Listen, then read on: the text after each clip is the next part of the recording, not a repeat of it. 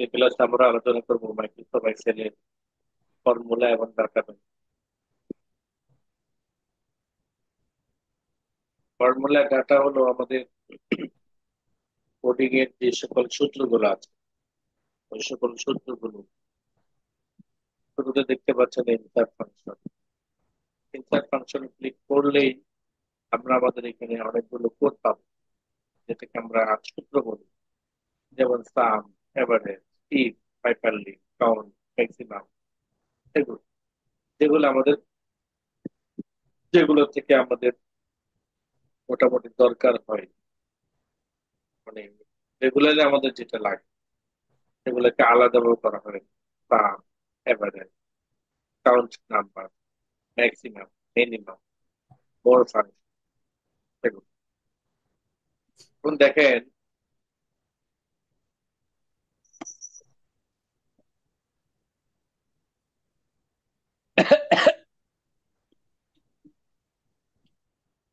দেখেন এখানে যে সূত্রগুলো আছে, এই সূত্রগুলোর মধ্যে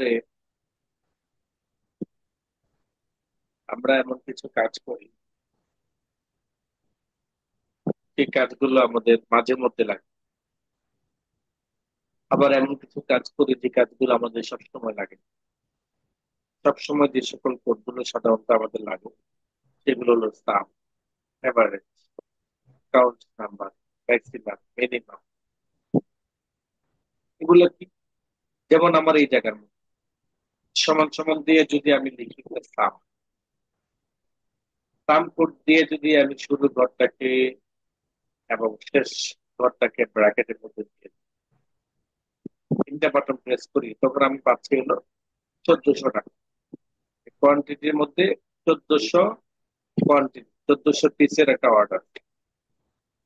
আবার যদি বলি এখান থেকে ঠিক এই জায়গাতে সামের জায়গায় আমি যদি সাম না, ম্যাক্স, এম এ ম্যাক্স, আমি যদি ম্যাক্স, তখন দেখবেন, আমি যদি ম্যাক্স দিই তখন দেখবেন যে আপনার এই কোয়ান্টিটির মধ্যে সর্বোচ্চ কত ইয়া ডিজিটাল। যেমন 150, 150-এর উপরে কোনটা আছে কিনা? আছে, 200 আছে। এটা আমরা এখানে ম্যাক্সিমাম, এই ঘরগুলো থেকে ম্যাক্সিমাম কত কোয়ান্টিটি পর্যন্ত আছে আমরা এখানে ম্যাক্সিমাম দিয়ে বের করে নিতে পারি। আবার এখানের মধ্যে ম্যাক্সিমাম না দিয়ে যদি আমরা এমআইএন, মিনিমাম, তখন দেখবেন যে মিনিমাম কত, যে আমার এই অর্ডারের মধ্যে সর্বনিম্ন মাল 50 টাকা, কি সেটা আমপান কতটা 50। ম্যাক্সিমাম মিনিমাম হলো একটা কলামের বা একটা রো, এই কলামের মধ্যে থেকে সর্বোচ্চ কত আছে এবং সর্বনিম্ন কত অর্ডার আছে, কত ডিজিটের আছে, সেটাকে বের করে। আর যদি আপনি এখান থেকে ম্যাক্সিমামের জায়গায় আপনি যদি এখানে লিখেন কাউন্ট, কাউন্ট করলেন তিনটা বাটন, এখন দেখেন এখানে আপনার বের হয়ে গেল, কি বের হয়ে গেল? 10। এখানে অর্ডার আছে 10টা, 10টা মালের অর্ডার। এটাই হলো আমার কাউন্ট, মানে কয়টা অর্ডার, এটাকে কাউন্ট। এগুলো আমাদের সবচেয়ে বেশি লাগে। এছাড়াও আমরা রিসেন্টলি যে সকল কোড গুলো ব্যবহার করেছিলাম, এগুলো আমরা আবার এখান থেকে পাবো। ম্যাক্সিমাম, সামি, পিএম। আবার দেখেন, যদি আপনি ব্যাংকের উপর কাজ করেন, ফাইন্যান্সিয়াল উপর, ফাইন্যান্সিয়ালের উপর অনেক ধরনের কাজ আছে। ব্যাংক টিমের মধ্যে অনেক প্রকারের হিসাব নিকাশ, যেগুলো অনেক ভাবে সূত্রের মাধ্যমে এগুলোকে প্রয়োগ করে। এগুলো সাধারণত ব্যাংক বিমাওয়ালারা এখন তাদের নিজস্ব সফটওয়্যার ব্যবহার করে থাকেন। আগে কিন্তু এটা ছিল না। যখন সফটওয়্যার অ্যাভেলেবেল ছিল না, এক্সেল ছিল আদি থেকে, তখন মানুষ ম্যাক্সিমাম বা ম্যাক্সিমাম প্রতিষ্ঠানগুলো এই এক্সেল এর মাধ্যমে তাদের হিসাবগুলো সংরক্ষণ রাখতেন। ঠিক, সংরক্ষণ যখন রাখতেন তখন তারা এই কোডগুলো ব্যবহার করে করে কার ট্যাক্স কত, কার আপনার এই ইনভেস্ট কত, কত টাকা সে প্রফিট পাবে, কোম্পানি কত টাকা বের করবে, কত টাকা লস হলো, এই ধরনের হিসাবগুলো বের করা হয়। এখন যেটা করে সেটা হলো সফটওয়্যারের মাধ্যমে শুধুমাত্র এন্ট্রি দেয়, কোনো ধরনের কোড টোড এন্ট্রি করার প্রয়োজন নেই। তাহলে সফটওয়্যারটা কিভাবে ডেভেলপ হলো? সফটওয়্যারটা মূলত এই এক্সেলের সাথে লিঙ্ক, যারা সফটওয়্যারটা ডেভেলপ করে দিয়েছে, সফটওয়্যারটা তৈরি করে দিয়েছেন, তারাই কি করেছে, এটা অ্যাড করে তাদের সফটওয়্যারের মাধ্যমে এটাকে লিঙ্ক করে এটা কার্যক্রম সম্পন্ন করে। এখন আর এক্সেলে ওইভাবে ইয়া করার প্রয়োজন নেই। যদি বল লজিক্যালের উপর অথবা টেক্সট, ইনকাম ট্যাক্স এর উপর বা নানান ধরনের যে টেক্সট আছে সেই টেক্সট এর উপর সূত্র প্রয়োগ করতে চান, অথবা ডেট এন্ড টাইম এর উপর আপনি সূত্র প্রয়োগ করতে চান, লোকাল প্রেফারেন্স, ম্যাথমেটিক্স এর উপর, অথবা মোর ফাংশনের মধ্যে আরো কিছু ইয়ে আছে, এই সব কিছুই আমার আপনার অ্যাডভান্স অ্যাডভান্স অর্থাৎ আমাদের খুব হাই ক্লাসের যারা হিসাব নিকাশে কাজ করেন তাদের জন্য এই সূত্রগুলো। তবে এই সূত্রগুলো আমাদের খুব কমই প্রয়োজন হয়। ম্যাক্সিমাম এই সূত্রগুলো প্রয়োজন হবে যারা প্রোগ্রামার, এই যে 6 বছর, 6 বছর, 4 বছর, 6 বছর প্রোগ্রামিং এর উপর ইঞ্জিনিয়ারিং করেন, তো এই তারা কি করেন, এই এগুলোর উপরে করেন। এটার কাজ কি, এটার মাধ্যমে কি কি ফলাফল গুলো আমরা বের করতে পারবো, then সেটাকে আমরা লিঙ্ক করবো কিভাবে, সফটওয়্যারটাকে ডেভেলপ করবো কিভাবে, এই ধরনের যেগুলো তাদেরকে প্রশিক্ষণ দেওয়া হয়। তো এটা আপনার আমার প্রয়োজন তেমন হবে না। হ্যাঁ, যদি প্রয়োজন হয় তাহলে অবশ্যই আমরা এটা স্টেপ বাই স্টেপ বের করে করে কাজ করতে পারবো। কিভাবে? যেমন আপনি ব্যাংকের উপর কাজ করেন, আপনাকে অবশ্যই এক্সেল এর উপর এক্সপার্ট হওয়া উচিত। এক্সেল এর উপর যদি আপনাকে দক্ষতা দেখাইতে হয় তাহলে অবশ্যই আপনার গণিতের উপর আপনার দক্ষতা থাকতে হবে, যেহেতু এক্সেল এর আপনার ব্যাংকের সবচেয়ে বেশি কার্যক্রম হলো গণিত। তখন আপনাকে কি করতে হবে, এই ধরনের কোডগুলোকে আপনাকে আয়ত্ত করতে হবে।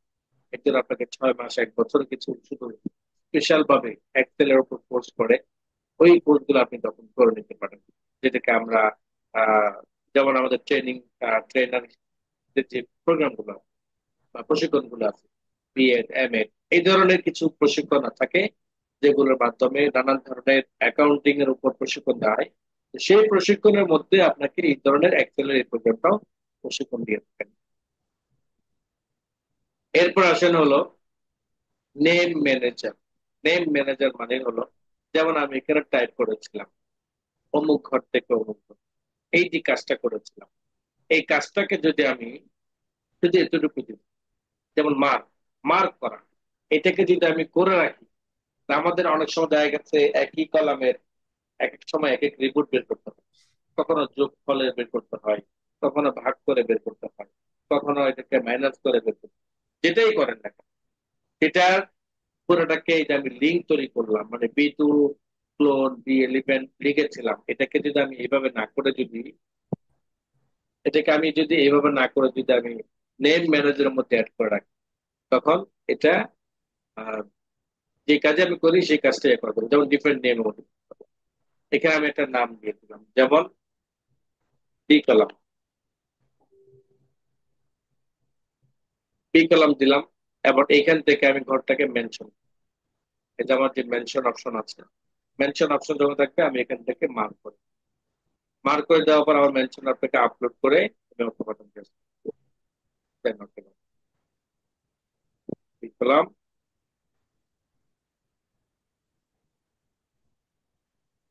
ডিফারেন্ট নেম, কায়দা,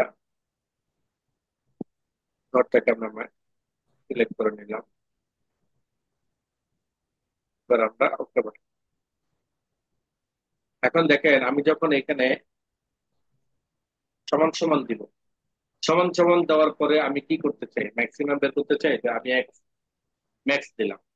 ম্যাক্স দেওয়ার পরে এবার দেখেন use in formula, use in ফর্মুলার মধ্যে দেখেন আমি কায়দা নামে একটা কলাম সেট করে রেখেছিলাম, এটাকে সিলেক্ট করে ইন্টার বাটন, এটাকে সিলেক্ট করে যখন আমি ইন্টার বাটন দিব তখন আমার ফলাফল কিন্তু বের, মাঝখান থেকে একটা প্লাস দিয়েছিলাম, ম্যাক্সিমাম কায়দা ব্র্যাকেট ক্লোজ। আর যদি আমি আবার এখানে ইয়ে করে সমান সমান দিলাম, এমআইএন দিলাম, তারপর আমি ঠিক ইউজ ফর্মুলা থেকে কায়দাটাকে সিলেক্ট করলাম, ব্র্যাকেট ক্লোজ করে ইন্টু 3। অর্থাৎ B2 ক্লোন B11 এই লেখাটা লিখা লাগবে না আমাদের। এটা এই যে সেভ করে রেখেছিলাম, এখান থেকে বের করতে পারবো। আবার দেখেন নেম ম্যানেজারও দেখবেন যে আমার অনেকগুলো আছে এখানে। যেমন আমি কায়দাটাকে ইয়ে করেছিলাম, কায়দাটাকে সিলেক্ট করার পর ডিলিট দিয়ে দেবো। কত কত পেয়েছি। এখন কিন্তু আমি ইউজের মধ্যে আমি এটা আর পাবো না। ইউজের মধ্যে এটা আর পাবো না। হ্যাঁ, এটা বোঝা পারছি। কারণ আমার এটার মধ্যে আমি ফর্মুলাটা ডিলিট করি। এইভাবে আমরা আমাদের কলামকে অথবা রোজ কোন একটা যেটা আমাদের লিখা লাগে বারবার, সেটা আমরা লিখা রাখবে না, বা ডিফেন্ট নেমের মধ্যে কি বসাই। Trust president. ট্রাস্ট প্রেসিডেন্ট কি? যেমন আমি ট্রাস্ট প্রেসিডেন্টে ক্লিক করলাম।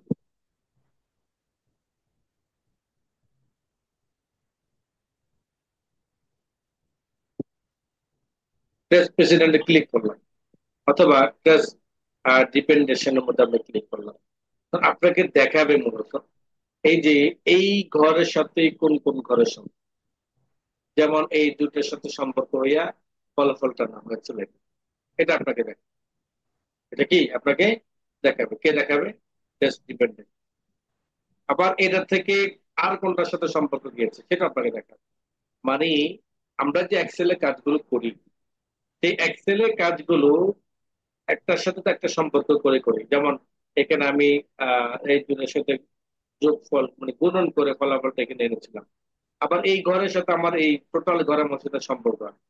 কি সম্পর্ক? আমি যখন টোটালটা টেনেছিলাম, সেই টোটালের মধ্যে কিন্তু আমার এই ঘরটা আছে। এই জন্য আপনাকে এই লিঙ্কটা আপনাকে দেখা, লিঙ্কটা কি আপনাকে দেখাচ্ছে। আমি যদি রিমুভ অ্যারোতে ক্লিক করি তখন কিন্তু এটা চলে যাবে। প্রেসিডেন্টের কাজ হলো আমার কোন গুলো আছে অথবা এর মধ্যে কোন মধ্যে কোন কোন কিছু আমার কি করলে রিপোর্ট অ্যারোটা চলে যাবে। এরপর আসেন হলো শো ফর্মুলা। এখানে কিন্তু আমাদের ফর্মুলা শো করছে না, করছে আমাদের এই যে আমি এখানে যে দুইটা মিলে যোগফলটা গুণনফলটা টানলাম, ফলাফল দেখাচ্ছে, কিন্তু কোন ধরনের আপনার আপনার ফর্মুলা শো করছে না। ফর্মুলা শো করছে কিন্তু ফর্মুলা বাড়ে। ফর্মুলা শো করছে কোথায়? ফর্মুলা বাড়ে। আমি যদি শো ফর্মুলাতে ক্লিক করি তখন আমাকে দেখাবে, কোনো ফলাফল দেখাবে না। বরং আমি যে সূত্রটা যে করেছিলাম, ব্যবহার করেছি, সেটা আমাকে দেখাবে। যেমন সমান সমান B11 to C11, এই দুইটার সাথে গুণাগুণ করো। আবার যদি আমি শো ফর্মুলাতে ক্লিক করি তখন শুধুমাত্র ফলাফল দেখাবে। Error check. এরর চেকিংটা কি? এরর চেকিংটা হলো এটার মতো। যেমন দেখেন আমার এই যে ঘরগুলোর মধ্যে আছে, প্রত্যেকটা ঘরের মধ্যে যে একটা কোনার মধ্যে দেখেন একটা এরর চিহ্ন আছে। এখানে এরর চিহ্নটা কেন আসে? এখানে এরর চিহ্নটা কেন আসে? যেমন আমি এখানে অটো অটো স্টার্ট করি, এটার মধ্যে কিন্তু আসে নাই, কিন্তু আমার এইটার মধ্যে কিন্তু আসে, প্রত্যেকটার মধ্যে। এর কারণ কি? এর কারণ হলো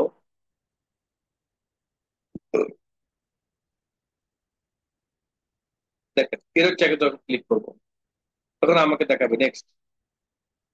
আমাকে সে বলবে যে C3 থেকে O3 পর্যন্ত। C3 কোথায় আছে? ওখানে। কম্পিউটারের কথা অনুযায়ী হলো যে আমার এইখানের মধ্যে এর আগে একটা ঘর হিসাব করা হয় নাই, এটা ভুলে করা হয় নাই কি এমন? যদি এমনটা হয়ে থাকে তাহলে আবার যাতে আমি যোগফলটা টেনে দিই। এর জন্য আমার এই ওয়ার্নিং চিহ্নটা আসে, এরর অপশনটা। আমি যদি নেক্সটে ক্লিক করে আমার এই যে পরবর্তী ঘরটা আমাকে দেখাতে দেখেন, এবার নেক্সটে ক্লিক করি। তা আমি যদি বলি যে ইগনোর, কোনো সমস্যা না থাকে, ব্যাস আপনি দেখেন এই ঘরটার মধ্যে কিন্তু আর কোনো ধরনের কি নাই, এরর চিহ্ন নাই। কিন্তু প্রত্যেকটা ঘরের যে বাম পাশের কোনার মধ্যে দেখেন শুধুমাত্র এই ঘরটা নেই, কারণ আমি ইগনোর করছি, তাকে বলছি যে না সমস্যা নাই, এটা আমার অন্য একটা সাবজেক্ট। এই টেকনিকটা হলো এখান থেকে রেগুলেট ফরম্যাট হলো আমার এখানের মধ্যে সূত্রটা ব্যবহার করেছি, এটা আমাকে আবার এখান থেকে দেখা প্রয়োজন। Watch window. ওয়াচ উইন্ডো হলো আমি এখান থেকে মার্ক করতে পারি। কি মার্ক করতে পারি? যেমন ওয়াচ উইন্ডো, ওয়াচ উইন্ডো নেওয়ার পর অ্যাড, অ্যাডভান্সের মধ্যে নিয়ে আমরা এখান থেকে মার্ক করব।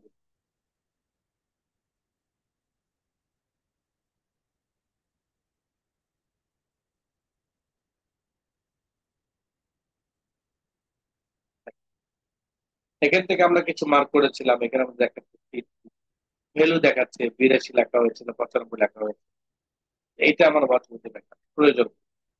ক্যালকুলেশন, ক্যালকুলেশন দেখেন, আমার যে ফলাফলটা অটোমেটিক কিন্তু আপডেট হচ্ছে, যার কারণে এখানে অটোমেটিক দেওয়া আছে। আমি যেমন এখানে যদি আমি 82 জায়গায় 85 দিই, দেখেন আমার অটোমেটিক কিন্তু এখানে 1134 জায়গায় 1137 হয়ে যাবে, অটোমেটিক আপডেট হচ্ছে। এই অটোমেটিক আপডেটটা যদি কখনো আপনার এখানে বন্ধ হয়ে যায়, তখন আপনাকে বুঝতে হবে ক্যালকুলেশন অপশনে অটোমেটিক দেওয়া নেই, এটি রয়েছে ম্যানুয়াল। আমি এখানে ম্যানুয়াল করে দেব। এখন দেখেন আমি এটাকে 82 করলাম, 80 করলাম। 80 করার দ্বারা আমার এখানে কিন্তু 1137 রয়ে গেছে, যেখানে আমার এখন 1132 হওয়ার কথা ছিল, কিন্তু হয় নাই। কেন হয় নাই? আমার এটা অটো আপডেট হচ্ছে না, আমার অটো আপডেটটা বন্ধ হয়ে আছে। আমি যদি অটো আপডেট ক্লিক করি, তখন দেখবেন যে এটা অটোমেটিক আপডেট হয়ে গেছে। অটোমেটিক আপডেট কি হয়ে গেছে। যদি আমি এখানে ম্যানুয়াল দিয়ে রাখি, আবার যদি আমি এখানে 95 জায়গায় যদি আমি 59 দিই, পরিবর্তন কিন্তু হচ্ছে না। তো ম্যানুয়ালি আপনাকে পরিবর্তন করার জন্য আপনি চাচ্ছেন যে এখানে ম্যানুয়ালি থাকবে, কিন্তু আমি ম্যানুয়ালি আপডেট করবো, সেক্ষেত্রে আপনাকে কি করতে হবে? ক্যালকুলেট নাও। যখন ক্যালকুলেট নাও ক্লিক করবেন, তখন এটি আপডেট, কোনো কিছু চেঞ্জ করে থাকেন আপডেট।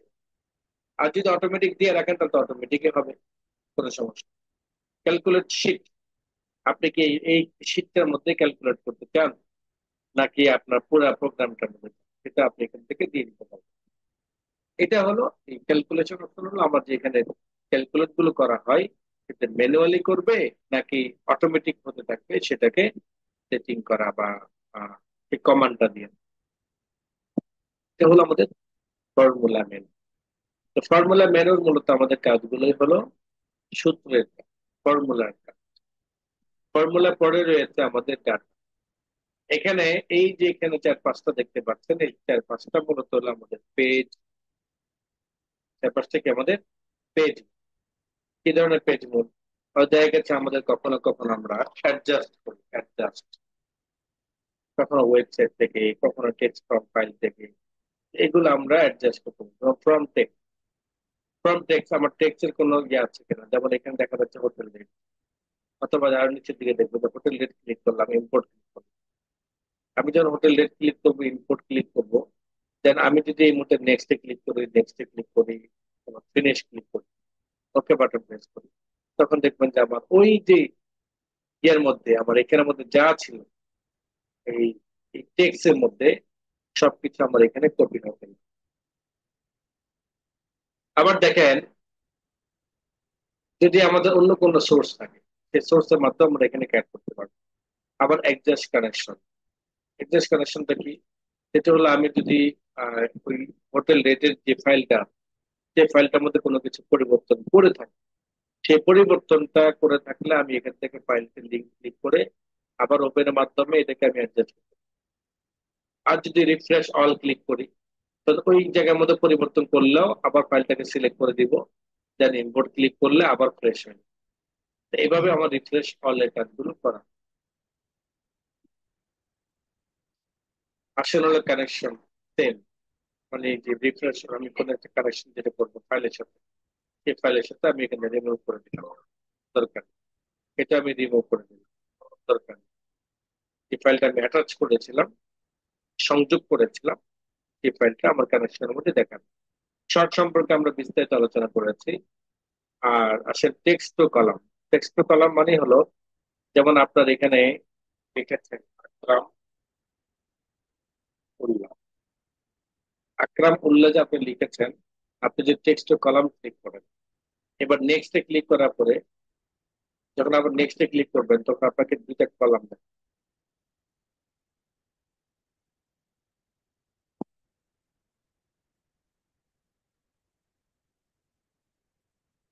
স্পেস। আমাকে কিন্তু মার্কও দিতে হবে যে আমার এটা, যে দুইটা এই যে আকরাম উল্লাহ, দুইটাকে দুই ঘরে নিয়ে যাবো যে এই জন্য এটা কি ছিল মাঝখানে, স্পেস ছিল না ট্যাব ছিল?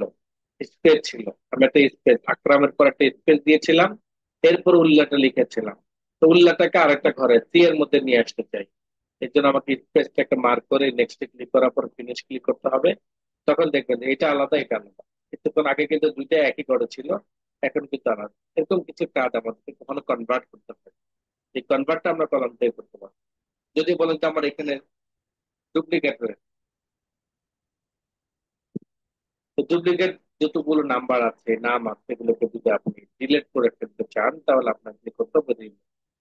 রিমুভ ক্লিক করা মতো বাটন ক্লিক করলে আপনাকে ডুপ্লিকেট যা আছে সবকিছু রিমুভ করে দেবে। ডাটা ভ্যালিডেশনের মধ্যে আমরা কিছু ম্যানুয়ালি অ্যাড করি। কি ম্যানুয়ালি অ্যাড করি? যেমন আমার এখানে হলো টিচার, স্টুডেন্ট। এখন দেখেন আমি এই ঘরের মধ্যে, কলামের মধ্যে অপশনটাকে অ্যাড করতে চাই। ডাটা ভ্যালিডেশনে গেলাম, সেখানে গিয়ে আমরা হ্যালো দিয়ে ফেললাম, যেমন লিস্ট। লিস্টে ক্লিক করার পর সোর্স আমরা দিয়ে দিব, সোর্স হলে দুইটা। তারপরে গিয়ে আমরা ওকে দিয়ে দেবো। এখন দেখেন আমার এই যে এই কলামের মধ্যে আমার ড্রপ ডাউন চলে আসছে, প্রত্যেকটা ঘরের মধ্যে কিন্তু ড্রপ ডাউন। ড্রপ ডাউনটা কেন? আমরা যখন কোন লিস্ট এন্ট্রি করি, সেই লিস্ট অনুযায়ী ডেজিগনেশন থাকে, পদবি থাকে। তো পদবিটাকে আমরা বারবার বারবার লিখতে হয়। আমরা যদি এটাকে ড্রপ ডাউন করে রাখি, তাহলে কিন্তু বারবার বারবার আমাদের লেখা লাগবে না। বারবার কি করা লাগবে না? লাগবে না। তো এই জন্য আমরা এভাবে এটাকে ডাটা ভ্যালিডেশনের মাধ্যমে অ্যাড করে রাখতে পারি। যেমন আমরা ক্লিক করলাম টিচার, এটাকে টিচার, এটাকে স্টুডেন্ট, এটাকে টিচার, মানে লেখা কাজটা আমাকে সব শুধু ড্রপ ডাউনের মাধ্যমে ক্লিক করে অ্যাড করে দিলাম। একটা সিস্টেমটা অ্যাড করবেন কিভাবে? সেটা হলো ডাটা ভ্যালিডেশনে গিয়ে সেখান থেকে আপনাকে এই এই ফরম্যাটটা কোন ধরনের হতে পারে, লিস্ট আকারে হবে, নাকি ডেট, নাকি টাইপ, নাকি কাস্টম কোন সিস্টেম, সেটা আপনি এখান থেকে মার্ক।